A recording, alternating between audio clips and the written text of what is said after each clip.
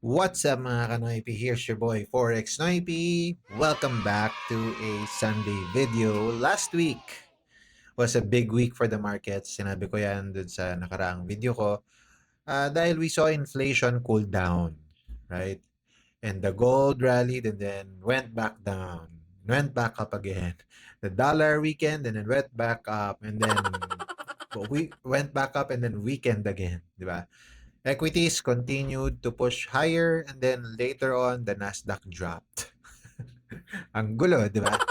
Pero tandaan, ang market doesn't care what happens or what happened last week. Ang importante ngayon ay ang susunod na mangyayari. Kung mapapansin nyo yung mga tema ng videos natin, it's always about expectations. Kasi kung it's not about prediction, it's about expectation. So sa video na to, pag-uusapan natin ng mga economic events, market themes at mga traps na dapat nating bantayan ngayong linggo bago tayo pumasok sa susunod na wave ng volatility. So let's dive in.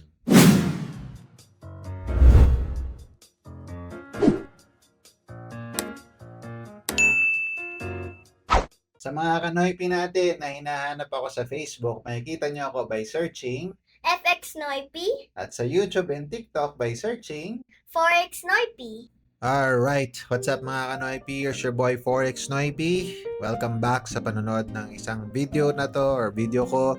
Hindi naman ganun kadami yung nanonood ng videos ko eh. Masaya lang ako na ginagawa to. So if it doesn't get monetized or whatever, ayos lang. But if you do enjoy what I'm doing, even if it's not as consistent as I hope it will, paki-like naman tsaka show me some love, diba? So let's get to it, no? So, the Federal Reserve or the Fed is getting closer mga kanoypi. Isa sa mga pinakamalaking tema ngayon ay ang July FOMC, which is papakita natin dito. Dito tayo sa Forex Factory. So, kung makikita nyo, ito yung week ahead. Click natin yung more. Makikita natin dyan. Ayan o. FOMC statement tsaka FOMC press conference on July 29 mga kanoypi. Right? Kaya kahit konti lang ang economic reports na darating ngayong linggo. Ano ba meron?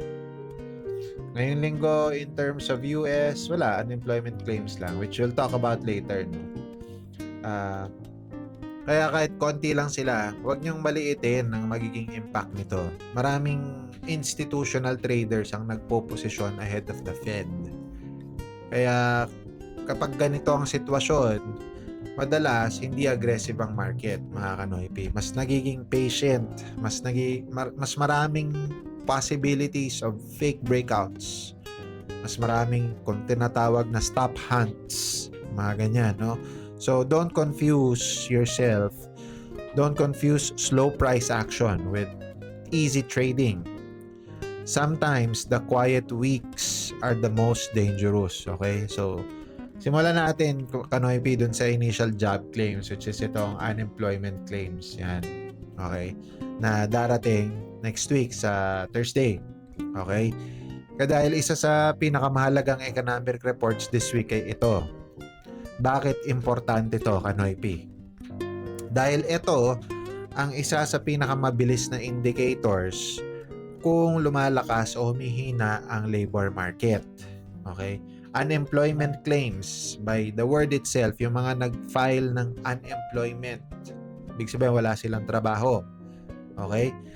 Kapag mas maraming Amerikano ang nawalan ng trabaho or nawawalan ng trabaho, nagiging dovish ang expectation ng Federal Reserve. Okay? Kasi kasama sa mandato nila yung strong jobs, 'di ba? At kadalasan good 'yon para sa gold. Kadalasan pero hindi palagi, okay? Pwede rin maging negative para sa US dollar pero kung unexpectedly bumaba ulit ang jobless claims, meaning matibay pa rin ang labor market. Okay, that itself can strengthen the dollar and pressure gold. Madali lang naman yan. Makikita nyo naman yung impact nyan pagka kinlik nyo yung folder. Halimbawa, punta tayo dito. Diba, kinlik natin yung folder. Kaya no, may usual effect. May nakalagay naman dyan eh. Pero hindi ko to binabanggit sa inyo para wala lang. Para alam nyo kung bakit. Not just because you saw its usual effect. Okay? Para alam nyo kung anong mangyayari. Okay? Ngayon, pag-usapan natin yung susunod niya. Which is, next week pa nga yun, act yata eh. Ito. Okay, pag-usapan naman natin yung PMI data. Kung makikita nyo dito sa screen, I had to bring back the yellow folder. Yellow folder lang yan, Kanoypi ha. Nakalagay dyan. Flash Manufacturing PMI. Okay, yellow folder lang yan, Kanoypi, pero mabigat yan. I'm not saying that Forex Factory is wrong, but it gives context. Ito ang nagbibigay ng early picture kung kamusta ang economy bago lumabas ang mas malaking reports, yung mga malalaking reports. Okay?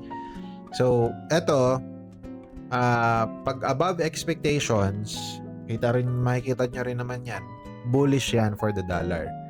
Pero pag below expectations, usually bullish naman para sa gold.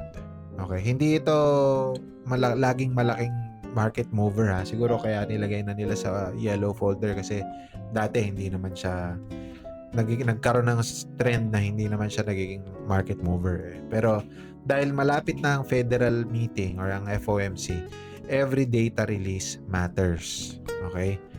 Yung isa pang bagay na gusto kong i-point out dito na hindi naman masyadong or wala talagang pumapansin is the housing data. Ito, I'm highlighting it. Right? Kasi, isa pang report na dapat bantayan ay ito. Yellow folder pa rin yan mga Kanoypi, pero hindi mo yan dapat binabaliwala. Ako hindi ko binabaliwala yan. Kasi, the new home sales, yung ibig sabihin yan, pag mataas yung mortgage rates, okay?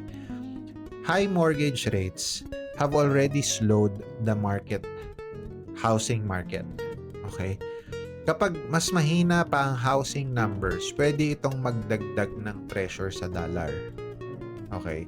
Kapag unexpectedly strong, which is andito na nga yung forecast nila, 604,000.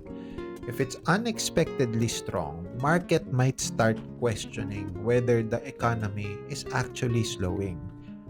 Okay? Ako, I feel like this is something I cannot predict just because I know na nobody can predict just because we know there's something going on in the Middle East. Okay? So, ako, pabantayan ko yan this week. I just want to know, but not because I want to trade the news. Okay? I don't trade the news. Okay? Okay, so pumunta ngayon tayo sa mga pinaka-paborito nyo, mga Kanoypi. Palakpangan, yeah. Gold. Okay. Let's talk about gold mga Kanoypi. Kasi alam naman natin, sige, punta tayo sa weekly data. So, weekly chart. I'm still showing so bad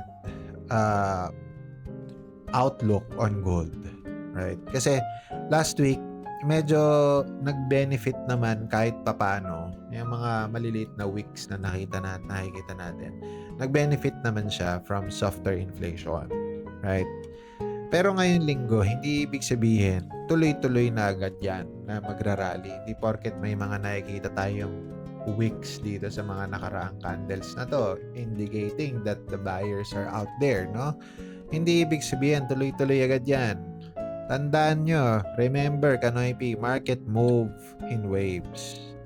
Right? After a strong move, baka mamaya, normal lang magkaroon ng consolidation. Baka mamaya, hanggang dito lang yan. Yan, paikot-ikot lang yan dyan. Hindi natin alam. Okay? Normal lang magkaroon ng consolidation for a while. Okay? Pwede rin hindi magkaroon ng profit taking, which might drop the gold, di ba? So kung gold trader ka, don't chase bullish candles. Don't do that. Kasi mahirapan ka. Technicals lang iniisip mo, hindi ka nag-iisip ng fundamentals. Mahirapan ka talaga, Kanoypi. Okay? Maghintay ka ng confirmation. Let the price come to your level. Don't chase the price. Let the price chase you. Okay? Kasi the market rewards patience more than excitement. I always post that on my Facebook. Okay? Alright, let's dumalaw ngayon tayo sa dollar. Okay. DXY, bruh. The dollar index remains one of the biggest drivers for gold and forex this week. Kung makikita natin, pag nakita natin na magpapatuloy ang dollar weakness, which is what we saw in this week, diba? That could support gold, tsaka yung mga dollar pairs natin, tsaka mga risk assets natin, diba? Pero kung biglang magkaroon ng hawkish surprise, the dollar could bounce sharply. At kapag nangyari yon, expect gold to struggle, and always remember, gold and the dollar usually move. Usually, not all the time. Usually move in opposite directions. Okay? Ngayon, let's talk about the elephant in the room, geopolitics.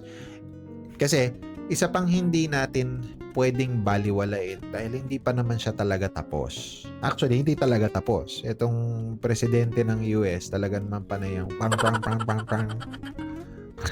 Okay? Kasi ang geopolitical situation, markets are still watching developments in the Middle East because renewed tensions have been influencing oil prices, Kanoy P.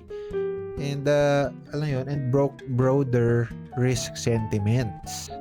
Pag tiningnan mo kasi yung oil, tingnan mo yung naging reaction ng oil sa mga pinaggagawa nito, no? 'Di ba? Ang hassle niyan eh. Tataas na naman yung langis natin dito sa Pilipinas, 'di ba? Hassle talaga, 'di ba? Kaya kapag may unexpected headlines tayong malaman this week about geopolitics, hindi kailangan may economic report. Price can move violently within minutes. That's why never ever ever ever leave oversized positions. Okay? Don't do that. In fact, I will not encourage you to full margin your account. Ang dami mo nakikita sa social media na eh. Pero kung gusto mo naman follow yun, edi good luck sa'yo, Kanoy Pino. Diba? Sometimes the headlines, yung mga nakikita natin sa yung mga news breaks tungkol sa nangyari sa Middle East, sometimes yun yung catalyst eh. Hindi mo kailangan ng economic report eh. Diba? Okay. So, I'll talk about my trading plan this week. Pero, ito kasi yung pinakabasihan ko eh. This is the A1 Edge Finder tool. And what I'm about to pull up now is the top setup. Alam ko medyo maliit. Zoom nyo na lang. Pero tingnan natin kung kaya kong lakihan. Ayan. Wala eh. Talaga. Diba? So, I use this as an algorithmic way to filter economic data and reports. Pero, hindi ko na yan pagtutuunan ng pansin. Kasi, sasabihin ko na lang sa inyo kung anong gagawin ko. Kasi personally, hindi ako interesado hulaan ng market eh. Hindi ko talaga ugaling manghula ng market. Ang ugali ko is mag-react. I simply react and I encourage you to do that. Mag-react lang kayo, don't predict. Huwag kayong gumaya dun sa mga nakikita nyong nagte-trade sa Starbucks ng sabay-sabay tapos magpapakita ng cellphone. Oh, profit. Ang balance capital 500 pero ang floating profit niya mga nasa libo-libo, 'di ba? Kasi they're over leverage and they're just, I don't know. I don't even want to call them traders. I want to call them gamblers. So kung isa ka sa mga ganon, at sana makarating sa itong video na to, maawa ka naman sa sarili mo. Kasi dopamine levels mo tumataas sa pagkakaganyan mo eh. 'Di ba? Okay, so like I said, I simply react. Kung may breakout, I wait for confirmation. Kung may retest, I look for my setup. Kung walang malinaw na oportunidad sa pagtitrade, I stay out. Okay? Kasi that's still trading for me kasi I preserve capital eh. 'Di ba? Remember, no trade is also a position.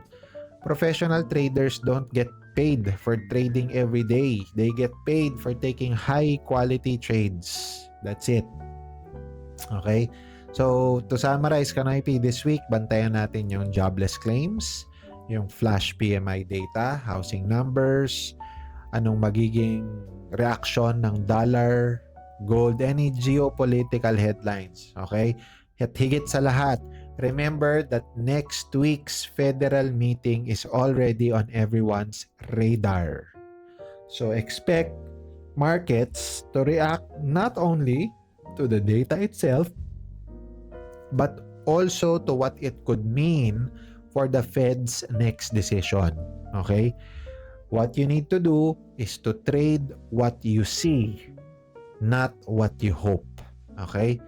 Salamat mga Kanoypi. Yun lamang po kung nagustuhan nyo itong video na to. Please show me some love and I'll see you on my next video. Thank you.